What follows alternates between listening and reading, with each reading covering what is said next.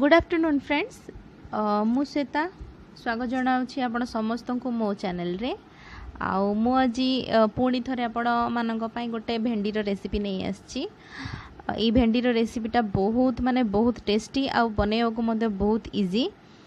तो आम घर तो समस्त को ये रेसिपीटा बहुत भल लगे, तो मु भाविली कि शेयर करी आपण मानक सहित काले आपण को भी भल लागिवो।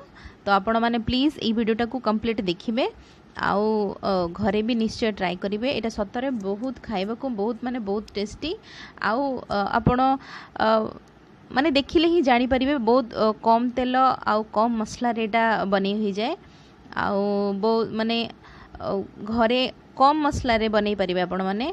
आउ प्लेन भात डाली सहित एटा बहुत बढ़िया लागिवो आउ आपण माने चाहिले रोटी पराठा सहित मध्य खाई परिबे। तो चलतु आउ डेरी करिविनी आपण मानकु देखैबी एई रेसिपी बनैया पई रे कोन कोन दरकार आ केमिति मु बनौची। बहुत बढ़िया लागे। आ ए रेसिपीर ना होची भेंडी दो प्याजा। ना रु ही सुनी कि आपण माने गेस करि परथियो बहुत टेस्टी हिथियो बोली। आउ आपण माने घरे भी ट्राई करंतु प्लीज गोट थर ट्राई करिवे। आ सतर एटा बहुत बढ़िया लागिवो। तो चलतु एटा पई कोन कोन सामग्री दरकार मु आपण को कहबी आ केमिति बनैबी सेटा भी देखैबी। तो चलतु देखि नेबा केमती बनैबा। एबे मो कड़ाई रे तेल गरम करिया को रखी दउची। गैस मो ऑन कर देची। कड़ाई रे तेल दे देली गरम हवा पई। तो एठी मु नेची देखंतु आलू को लंबा आकार टिके मोटा साइज रो काटी नेची। भेंडी को मध्य टिके लंबा साइज रो काटीची।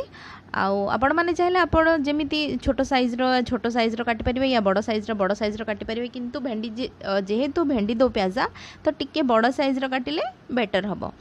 तो नहीं मो कटा हुआ प्याज आउ टमाटो आ कटा हुआ प्याज टी लंबा लंबा बहुत गुड़े टी अधिका नहीं। आउ ये हलदी गुंड लंका गुंड आउ जीरा पाउडर धनिया पाउडर आउ अल्प चाहिए आप गरम मसला पाउडर भी नहीं पारे। आउ लुण आउ तेल तो लगे ही लगे। तो एति नहीं आमे बनैबा भेंडी दो प्याजा। आउ प्याज टिके लंबा आकार काटिबे टिके अधिका, जेहेतु भेंडी दो प्याजा ना अच्छी तो प्याज टिके अधिका क्वांटिटी रो देले टेस्ट भल आसे। तो तेल देखंतु तेल कड़ाई रे गरम हो जाइछि। मु एबे जीरा आउ सुखिला लंका फुटण दे देली। तापरे भेंडी आउ आलू को दे देबी। देकी 2 रु 3 मिनिट जाई फ्राई करिबी। कहीं भेंडी रू जो गोटे लाड़ुआ अंश थाए सेटा टिके तेल रे फ्राई करदेले से लाड़ुआ अंशटा कटि जाए। आउ पियाज जदि मु आगरे दे दी थांदी आमर प्रत्येक रेसिपी रे आग पियाज दिया हुए, किंतु एटारे मु पियाज दउनी कहीं जेहेतु भेंडी दो प्याजा ना अच्छी तो पियाज मु जदि आगरे दे दी थांती ताहले पियाजटा बेसी फ्राई ही ब्राउन हो जाई थांदा। ए रेसिपी रे जेहेतु मते पियाज को टिके क्रंची टाइप रे रखिबार अछि सेथि पई मु पियाज आलू और भेंडी परे ऐड करछि। तो ये कौन हम पियाज बॉयल तो हो भाजी हो किंतु ब्राउन हो जीवनी।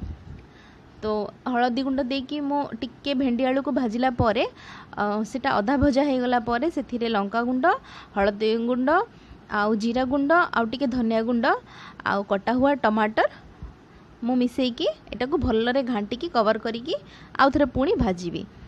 आ बे भजा भजा हिसाबला परे मु लुण लास्ट ऐड करी कहीं ना भेंडी सबू भाजी है परे तार क्वांटिटी टिके कमी जाए। तो से हिसाब रे काले लुण अधिका पड़ जीवो बोली मु लास्ट ऐड कली। आपण हिसाब रे जतिकी परिबा नहीं थिबे से हिसाब रे देखिकी लुण देबे। तो देकी एटा को पुणी 2 रु 4 मिनिट जाए फ्राई करिवे। तो फ्राई करले इटा एकदम रेडी हो जिवो। आपण माने देखि परथियो मोर भेंडी आलू एकदम रेडी हो जाइछि। आपण माने घरे प्लीज ट्राई करिवे। गोटे थर बनै कि देखिवे केमती लागुची, तापर मते कमेंट्स रे कहिवे जे केमती लागिला। तो आजिर ए रेसिपीटा केमिति लागिला प्लीज कमेंट्स रे कहिवे। अब जदि भल लागिथिबो लाइक करिवे और शेयर करिवे। पुणी थरे आ गोटे नुआ वीडियो नै मु आपण मानक सामना को आसीबी। से पर्यंत टाटा आ भल रहिबे।